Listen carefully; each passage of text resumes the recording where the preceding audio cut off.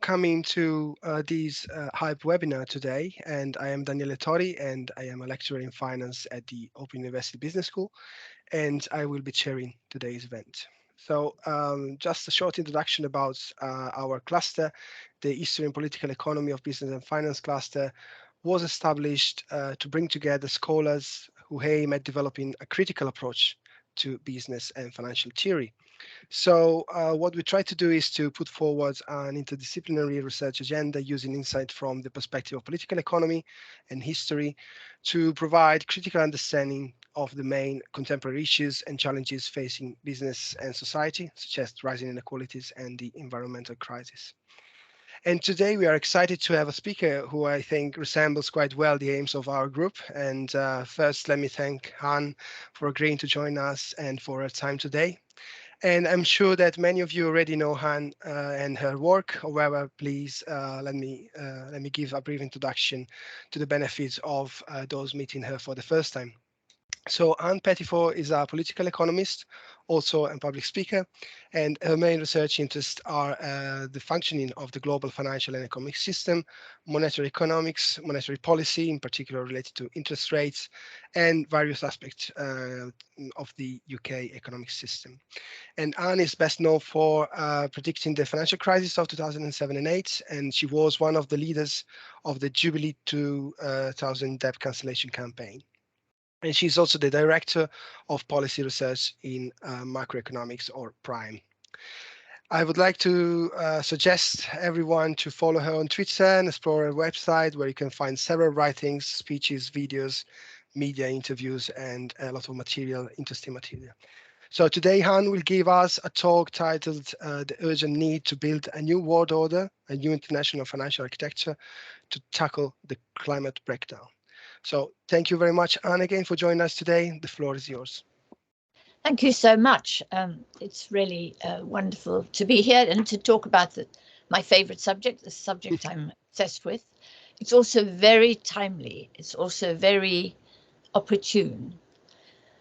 Because people ask the public, the world's public are asking the big questions. Why, they ask, are we dictated to by silicon billionaires or billionaires like Elon Musk, who is now able to dictate content or not content on one of the most popular communication platforms in the world? Why are we dictated to by these very rich men and women who are not accountable and who seem to have got richer and richer, and they certainly have got wealthier through a global crisis, financial crisis, but also a global pandemic? The other question that they'll be asking is, why do we see everywhere, not just in some places, but everywhere, the rise of nationalism, authoritarianism, and far-right politics? Why has President Marcos's son, Bongbong Marcos, been elected as president of the Philippines after decades after his father was hounded out of the country for corruption and malfeasance? Why are there nationalist right-wing dictators in Brazil, in India, in Russia, in Hungary? Why do they seem to be raising their heads everywhere? This is a question we need to ask. Why? Why is this happening now? And why is it happening worldwide and not just in one continent or in one country?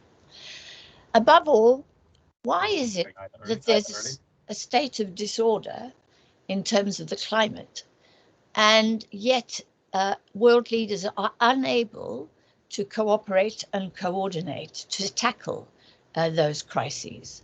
This is a question that, for example, young people, especially young people, ask. They want to know why world leaders can't get together and tackle this problem. It is, after all, a global problem. But the world is not united, it's disunited. And it seems to pride itself on its disunity. And the war in Ukraine has, far from forging unity, has actually forged disunity on both sides, if you like, of the conflict. Disunity here on this side relative to, so Mr. Erdogan and Mr. in particular, Mr. Orban in Hungary doesn't agree with the rest of the European Union about energy, Russian energy.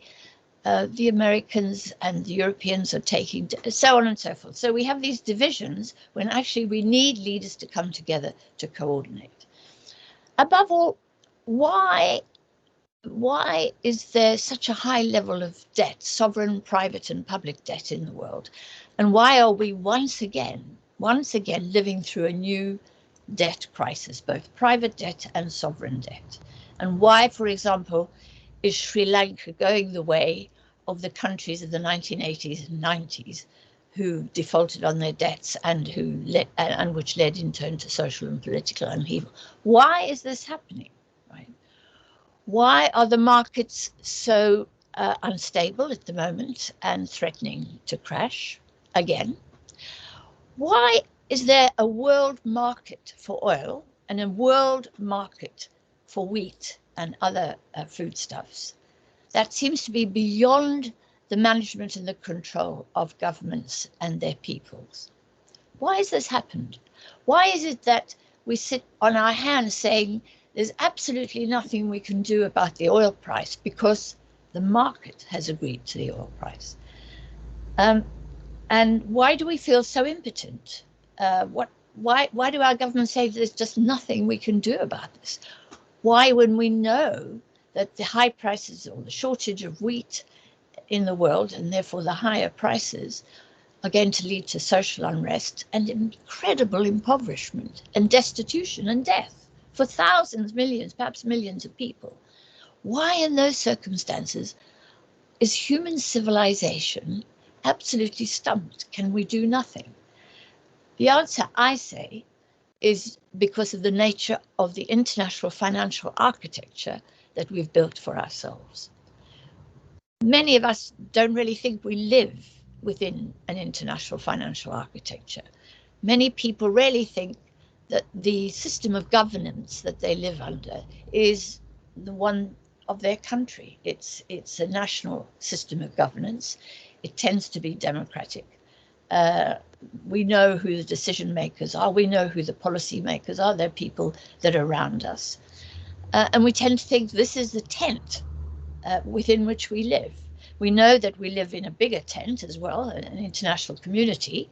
And we know that we trade with others in that community and liaise and work and liaise with them and so on. But we see our tent as being the most important tent, if you like, the domestic tent. And so many people have a real blind spot for the international financial architecture. And I have a bugbear about that because, in my view, it is because of the nature of the international financial system that we have all of this disorder that we're discussing here today, including climate disorder and our failure to tackle the climate. And what do I mean by this? Well, I suppose the best thing to help us understand this is to go back in history. And before I go back into history, I just want to tell a little tale, a little story about myself. I grew up in a small gold mining town in the backwoods of South Africa. It was in a province called the Orange Free State. I spent time in a little town called Windalsrus, and then a bigger town called Welkom, which was one of the richest gold mining towns in South Africa. It had some of the deepest gold mines in the world. It was an extraordinary place. And I grew up there during the Bretton Woods era. And I remember as a child asking my father why it was that the gold price had been fixed in 1934 at $35 an ounce. And this was the 1960s. And nothing had changed throughout my childhood. There'd been no change in the price of the most valuable asset that my town produced, which was gold. There were hundreds, if not thousands, of black mine workers living in compounds in my town, and there were thousands of white mine workers too. And all of the businesses of the town benefited from the gold mines. It was central to our town. And yet, while prices for bread and food and other things went up and down, the price of gold never changed at all. And my dad, who'd not been very well educated, he left school at 17 to go to war, struggled to explain the Bretton Woods system to me. And of course, I don't think that he did succeed, but it triggered the fascination that I have with the international system, because my little town in the way out back of South Africa, our whole economic framework and future was determined by a price that was set by the Bretton Woods system, the price of gold. And of course, in 1971, unilaterally, that price was liberalized. And I'll come to that. And I tell you that story because it's a way of understanding how these linkages work and how they can have impact on just the smallest town in the world, an international financial architecture. So if we go back in history, in the late 19th century, we had what is known as the gold standard, which was basically designed by the British and by Ricardo in the interests of British trade, and in particular in the interests of the City of London. The gold standard was a system which effectively allowed the City of London to manage the currencies and to value the currencies of the countries with whom City of London financiers lent money to. Countries like Brazil, countries like South Africa, countries like India, and so on. And they did this by trying to maintain the value of their most valuable asset. And their most valuable asset was debt.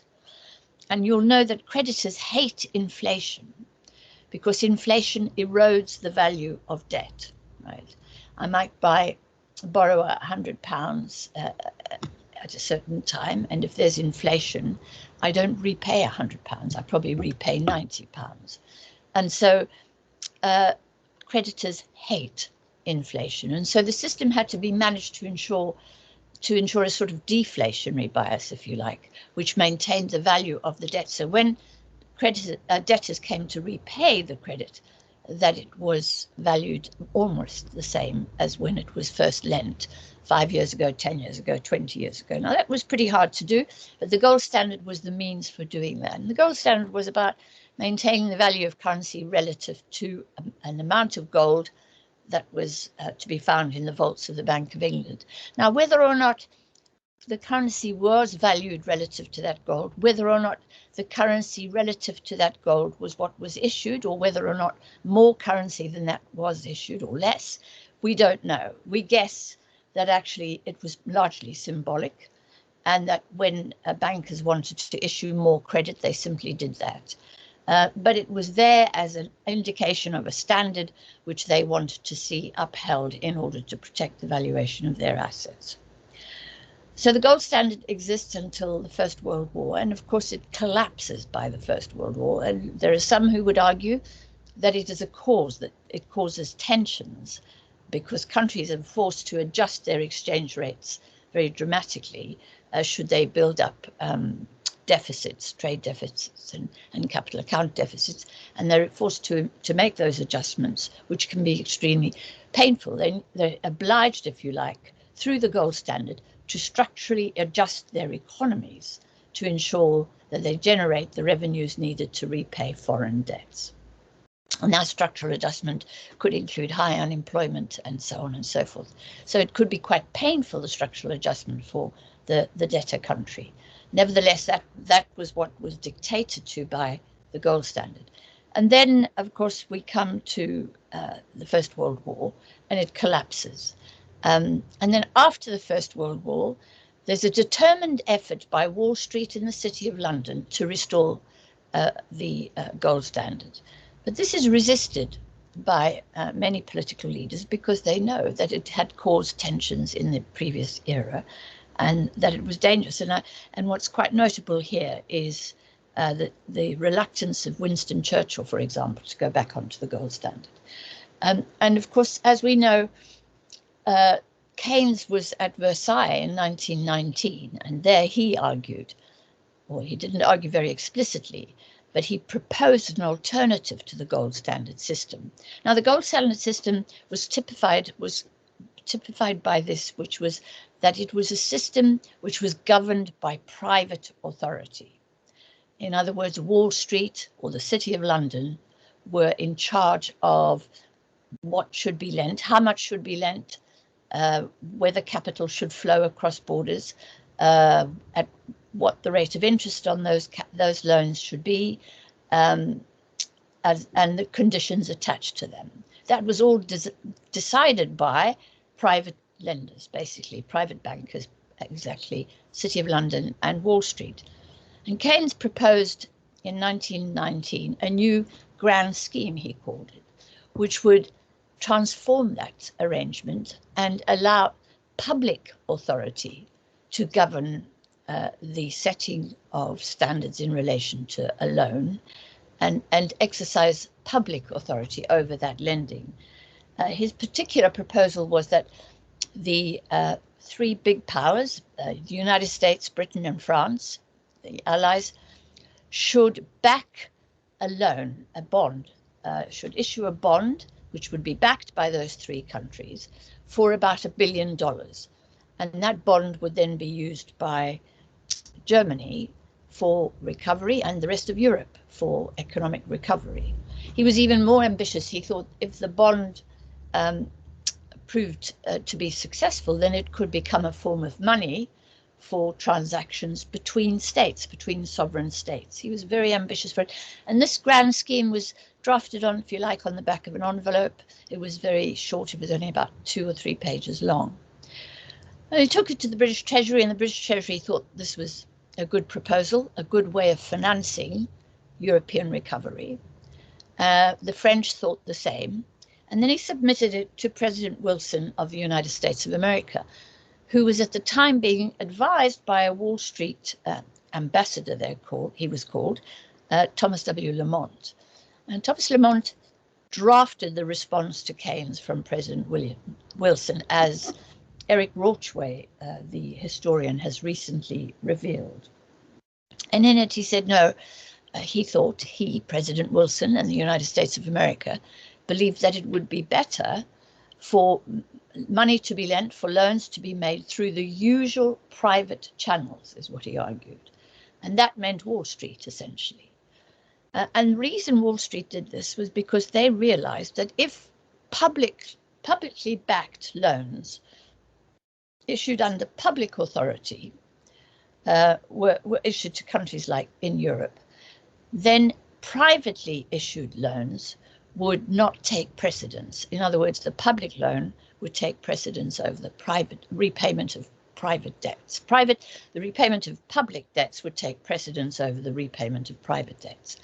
And naturally, they were opposed to that, and one can understand the rationality of it.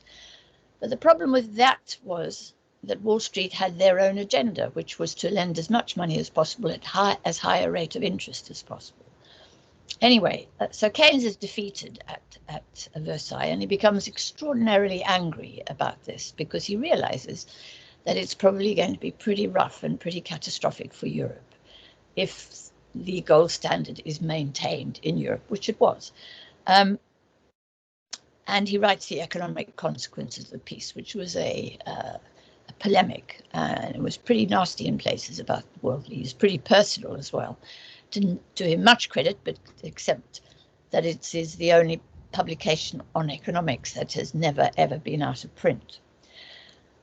And he retreats, and we then see what happens in Europe, which is that private loans are made to finance recovery at very high rates, real rates of interest, and under conditions which prove to be really unacceptable to the borrowers, unbearable. And the consequences are there to see. A failure to recover, a failure to rebuild, and as a result, depression, austerity in order to manage public finances. Public finances are out of control because economic activity is so weak. Unemployment is so high, employment is so low. That means that income is not generated, and tax revenues are not generated, because tax revenues, of course, are central to employment. And tax revenues could have been used to balance books back in Germany and so on. But that's not possible because it's not possible to raise the finance needed for investment, for the creation of jobs and the generation of income. And so we get the rise of fascism, the rise of Hitler, and a catastrophic world war. That happens in Europe, and in Europe, Europe turns to the right. Europe, oops, I'm so sorry. Europe, that was the Financial Times. Europe maintains Europe maintains its support for the gold standard, and it moves to the right. It moves towards fascism. In the United States, something quite different is happening. Roosevelt has been elected president in 1933, and he almost immediately adopts Keynes's approach to the international financial system. On the night of his inauguration, according to Orchway, he wants to begin dismantling the gold standard. And his staff say to him, well, you can't do it tonight or on Sunday because it's a holy day, you're going to have to wait till Monday. So on the Monday, he closes the banks. And the general story is that he closed the banks in order to fix the banks. But in reality, what he was doing was closing the banks in order to retrieve the gold. He demands that all the banks hand over their gold, and he calls on citizens to hand over their gold. And to his astonishment, and to his administration's astonishment, they do. Wall Street plays ball, and the only explanation can be that it was so weakened by the 1929 crisis and the following depression and so on and so forth that they, and of course the majority, Roosevelt's majority had been so substantial that they felt obliged to play along, and they do. And at that point, Roosevelt begins to do the thing that I noticed when I was a kid in South Africa. He begins to fix the price of gold relative to the currency. And in that sense, he and his Treasury Secretary, Henry Morgenthau, move into the driving seat of the economy, if you like. Before Roosevelt came on the scene, Wall Street was in the driving seat of the economy. Wall Street determined the flow of capital across borders, the price at which money was lent, the rate of interest at which money was lent, conditions, and so on, and whether or not investment would take place, and what investment would take place. That changes when Henry Morgenthau and Roosevelt take over the driving seat, if you like, of the economy. And we see what begins to happen in the United States, and it's an uncertain path that they follow. It's not by all means progressive in every way. People have written about the flaws in the Roosevelt administration. I don't have to go into that at length because I assume others know about this, know about these weaknesses. But the strength is that he gets a grip on the economy and begins, with the help of his Treasury Secretary and his staff, to invest in the job creation and in protecting the agricultural sector and in raising levels of pay and income. And gradually the economy begins to recover. By 1937, he thinks it's overheating and he decides to impose austerity. And very quickly the economy goes into reverse and he changes his mind, and so on and so forth. But my big point I want to make is Roosevelt had the courage, the political courage and leadership and the intellectual ballast, if you like, to dismantle the gold standard, the international financial system governed by Wall Street, and instead to democratize the international financial system and to put it into the hands of an elected democratic government. That's in great contrast to what is happening in Europe at that time. Then, of course, he sets up the commission which looks into Bretton Woods, and they begin to do this early on in the Second World War.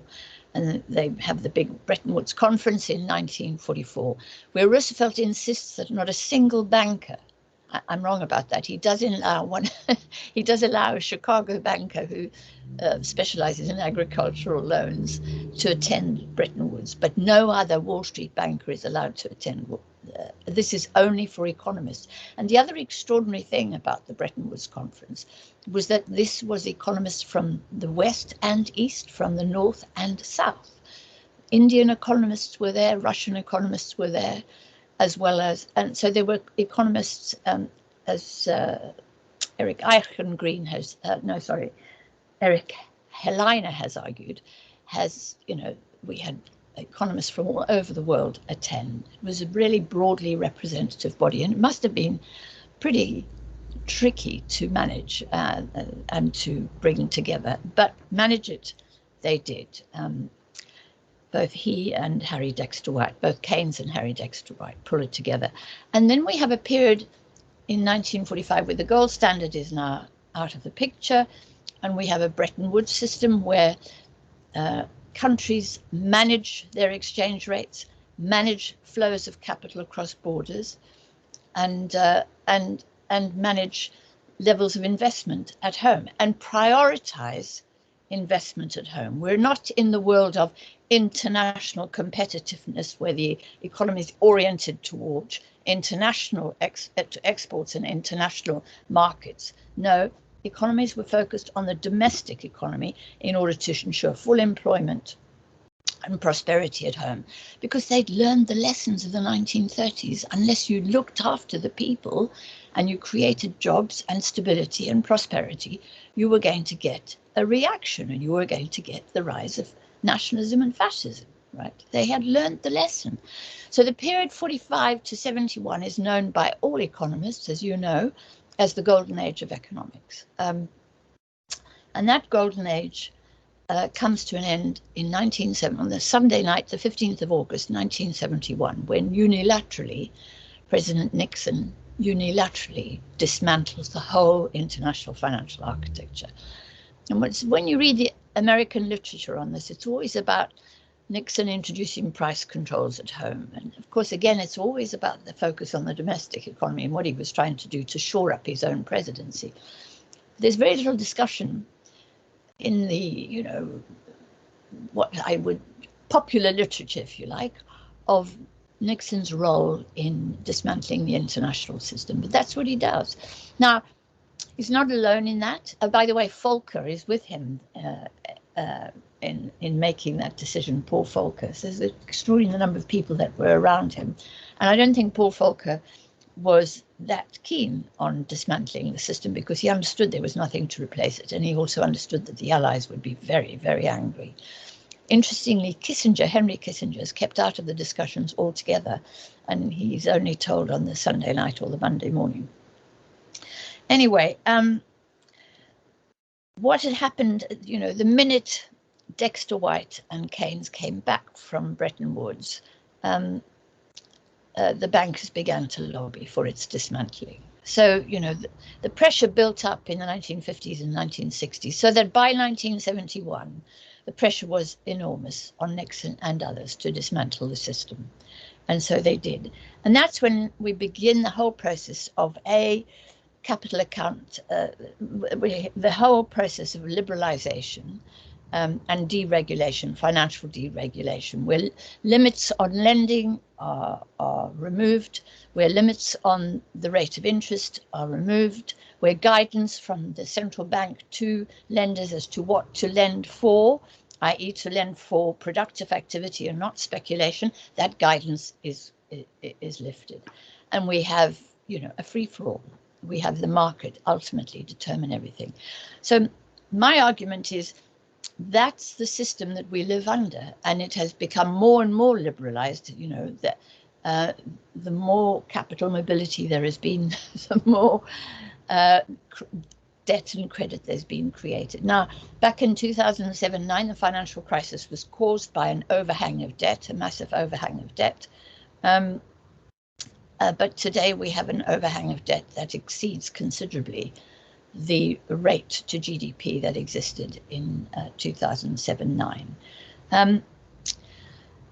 So we have massive imbalances. We have a rise in inequality. We have a rise in. We've had more than 10, 15 years of deflationary policies. Heavily deflationary policy. Part of the reason we have complete maniacal panic right now is because creditors once again are faced with a little bit of inflation, and it's not serious inflation in my view, and I don't know that it will be sustained, but what it is a threat to the value of their assets. So we've had this deflationary era, and in it, and throughout it, we've had austerity. We've had governments insist that fiscal policy should be front and center of all policy. Monetary policy should be independent and detached, if you like, from the oversight of a democratic government. A government should only concern itself with fiscal policy. And, you know, that is so bizarre, because fiscal policy is, if you like, the consequence. Tax revenues are the consequence of economic activity. They don't finance economic activity. Economic activity occurs before tax revenues occur. And I mean, you know this from your own experience. You know, you take a job, you get a job, and you work for a month, and at the end of the month you get paid. And when you get paid at the end of the month, you pay taxes on that. Your tax revenues are a consequence of your employment and of your creation of work and job, and so on and so forth.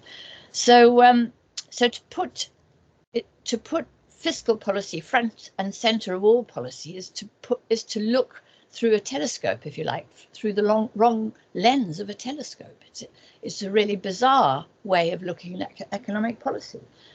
What policymakers should do is to look at the health and the state of the economy, and whether or not the economy is prospering, and whether there is full employment, and whether that is generating sufficient income, and whether that income in turn is generating sufficient tax revenues to balance the borrowing that financed the activity in the first place. That's how the system should work.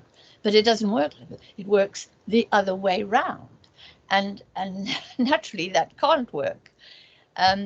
And monetary policy, of course, as we all know, has focused on looking after the 1%, looking after the finance sector, looking after Wall Street and the City of London, and bailing them out periodically, lowering their borrowing costs if necessary, and so on and so forth. Central bank governors, in my view, have been co-opted by Wall Street and are now servants of Wall Street, not servants of the public. So even though they're on the civil service payroll. And so we have the conditions that were created in the 1920s and the 1930s that led to the rise of authoritarianism and fascism in those days. And we're repeating that process with a kind of methodical, with an attention to the detail of that process once again. And the consequences are alarming to us, and to some of us even surprised at the rise of authoritarianism and the political reaction to decades of deflation, debt, and to decades of debt, deflation, and if you like, destitution for millions of people. People have just got very angry, and what they've done, as Karl Polanyi correctly argued, happened in the 1920s and 30s, when they're confronted by a market which seems to them to be beyond the control of their governments. They turn to a strong man. They turn to a strong man or woman, in the case of Mrs. Le Pen, to manage what is out of control, to manage those out of control markets, and that's why we're seeing the rise of authoritarianism all over the world. That is also why we're seeing the rise of international competition, because international competitiveness, i.e. Focusing economies, orienting economies towards exports, and therefore the generation of revenues for the repayment of debts in hard currency, i.e. for the repayment of debts to Wall Street, that's the orientation of economies. You know, that orientation has made people mad as hell. You know, they may not understand the macro economy, they may not understand the international, but they do understand that they've been done over, that some are doing very, very well and they're doing very, very badly. And naturally, they're turning to strong men or women to protect them from those market forces. So, you know, and the question of division is that because of this external orientation and this constant, you know, demand that countries should be internationally competitive, there is naturally competition. There are imbalances. China has a massive surplus. The United States has a massive deficit. Germany has a massive surplus.